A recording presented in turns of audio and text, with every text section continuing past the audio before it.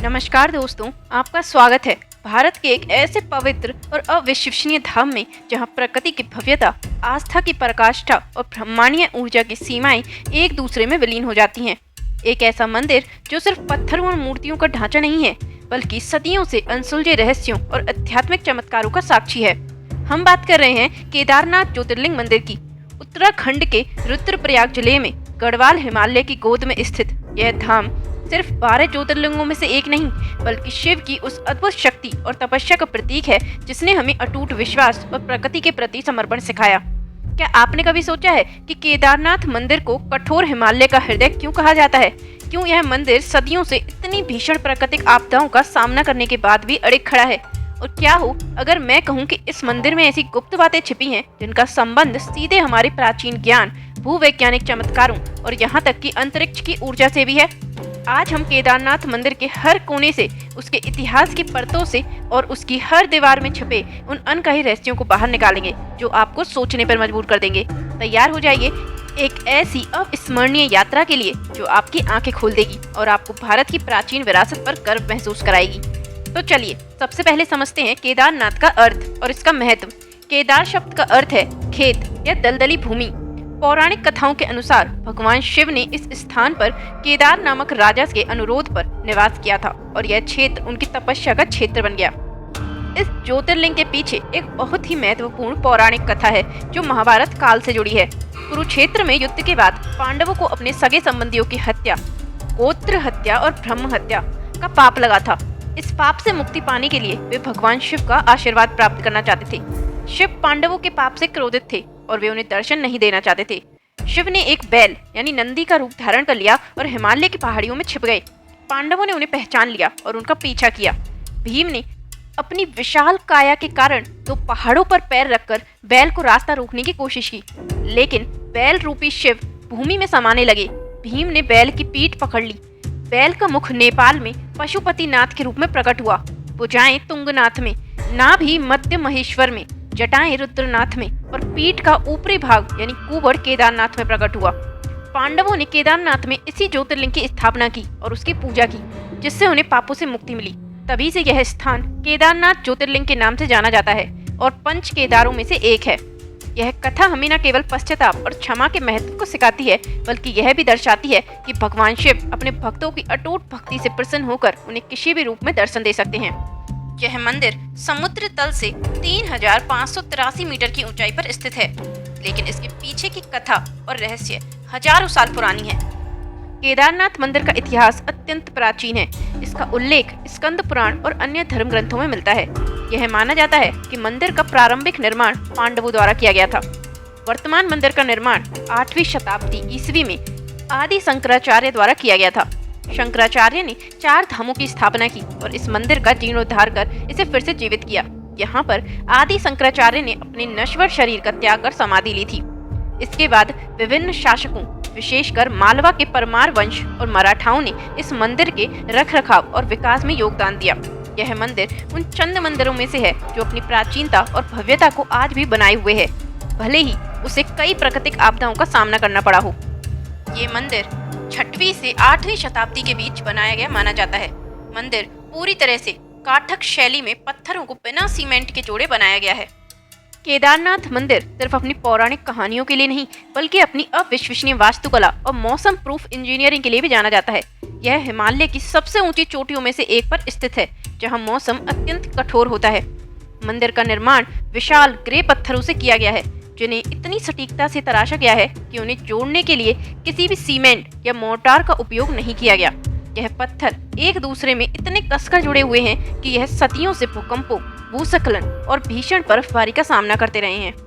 वैज्ञानिक यह देखकर चकित हैं कि इतने ऊंचे और दुर्गम स्थान पर बिना आधुनिक उपकरणों के इतने विशाल पत्थरों को कैसे लाया गया और इतनी सटीकता से कैसे स्थापित किया गया। यह प्राचीन भारतीय शिल्पकारों की अद्वितीय इंजीनियरिंग क्षमता का प्रमाण नहीं।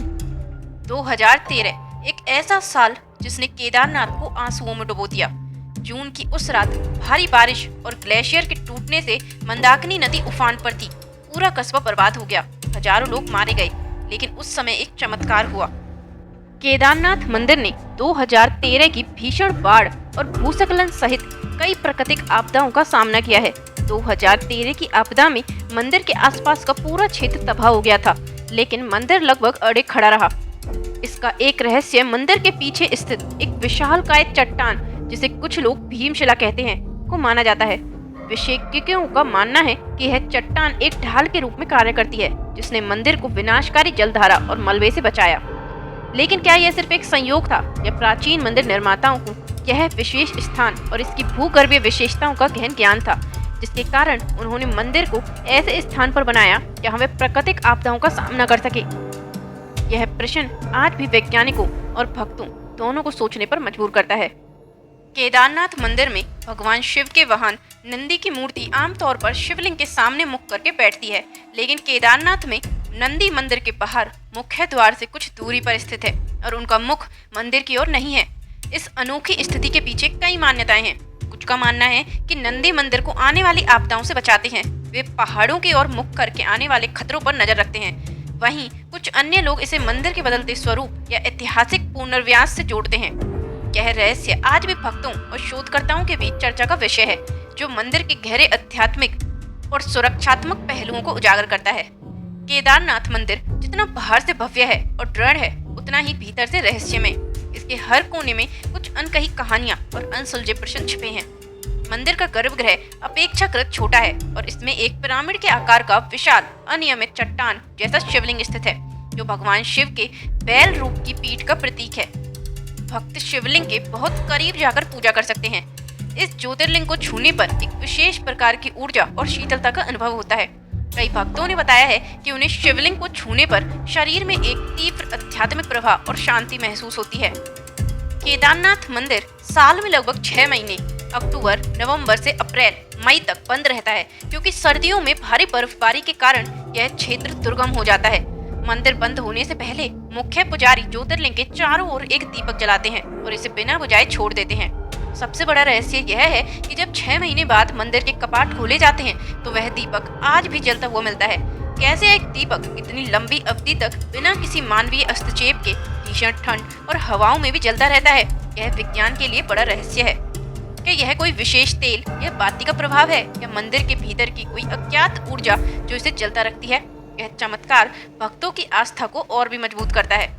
कुछ आध्यात्मिक गुरु और शोधकर्ता मानते हैं कि केदारनाथ मंदिर की स्थिति जो हिमालय की ऊंचाई पर है, इसे ब्रह्मांडीय ऊर्जा यानी कॉस्मिक एनर्जी से सीधे जुड़ने पर एक केंद्र बनाती है। यहाँ की ऊंचाई और विरल वातावरण ध्यान और आध्यात्मिक अनुभव के लिए आदर्श माने जाते हैं। क्या केदारनाथ और अन्य ज्योतिर्लिंगों को विशिष्ट भूगर्भीय और खगोलीय संरेखण यानी अलाइनमेंट के अनुसार स्थापित किया गया था, ताकि वे ब्रह्मांडीय ऊर्जा को आकर्षित और केंद्रित कर सके?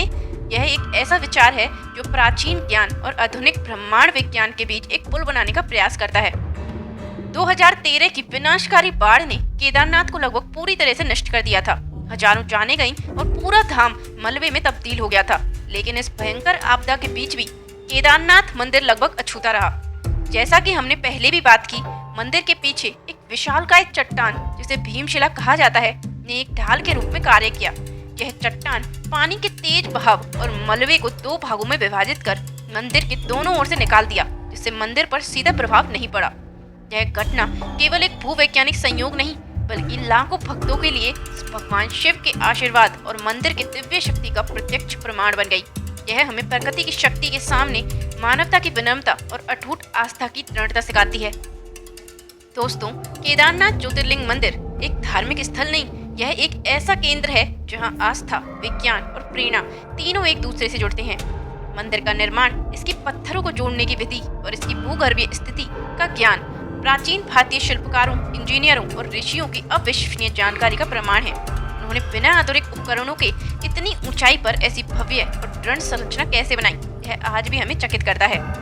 केदारनाथ जैसे ज्योतिर्लिंगों से निकलने वाली ऊर्जा का मानव शरीर और मन पर गहरा प्रभाव पड़ता है। यहाँ आकर लोग एक विशेष प्रकार की शांति, सकारात्मकता और आंतरिक शक्ति का अनुभव करते हैं। यह ऊर्जा का विज्ञान है जिसे केवल भौतिक नियमों से नहीं समझा जा सकता। यहाँ का शुद्ध वातावरण, शक्तिशाली कंपन और आध्यात्मिक परिवेश ध्यान के लिए अत्यंत अनुकूल है, जो मन को शांत करने और चेतना को ऊंचा उठाने में मदद करता है। केदारनाथ हमें कई मायनों में प्रेरित करता है। यह हमें पांडवों के पश्चाताप, भगवान शिव की करुणा और अटूट विश्वास की शक्ति की याद दिलाता है। यह हमें सिखाता है कि जीवन में कितनी भी कठिनाइयां आए, यदि हमारा विश्वास दृढ़ है तो हम हर चुनौती का सामना कर सकते हैं। तो दोस्तों, केदारनाथ ज्योतिर्लिंग मंदिर सिर्फ एक धार्मिक स्थल नहीं है, यह आस्था, विज्ञान, इतिहास और रहस्य का एक अद्भुत संगम है। इसकी अलौकिक शक्ति, इसकी अटूट दृढ़ता, 6 महीने जलता दीपक और 2013 की आपदा में इसका अड़िग खड़ा रहना, यह सब हमें सोचने पर मजबूर करते हैं कि क्या प्राचीन भारत में ऐसे विज्ञान और प्रौद्योगिकी मौजूद थी जिसे हम आज भी पूरी तरह समझ नहीं पाए हैं। यह वास्तव में हिमालय का हृदय है, जहां आप भगवान शिव की साक्षात उपस्थिति का अनुभव कर सकते हैं। यदि आपने अभी तक केदार धाम की यात्रा नहीं की है तो मैं आपको इसे अपने बकेट लिस्ट में जोड़ने की सलाह दूंगी। यहाँ का अनुभव आपकी सोच को बदल देगा और आपको भारत की अविश्वसनीय विरासत पर गर्व महसूस कराएगा। दोस्तों, हमें कमेंट्स में बताएं कि केदारनाथ का कौन सा रहस्य आपको सबसे ज्यादा चौंकाया। क्या आप इन रहस्यों पर विश्वास करते हैं? इस वीडियो को लाइक करें, शेयर करें और ऐसे ही अद्भुत स्थानों और अनसुने रहस्यों पर और वीडियो देखने के लिए हमारे चैनल को सब्सक्राइब करना ना भूलें। अगली बार हम फिर मिलेंगे एक नई खोज और नए रहस्य के साथ। हर हर महादेव, जय भोलेनाथ।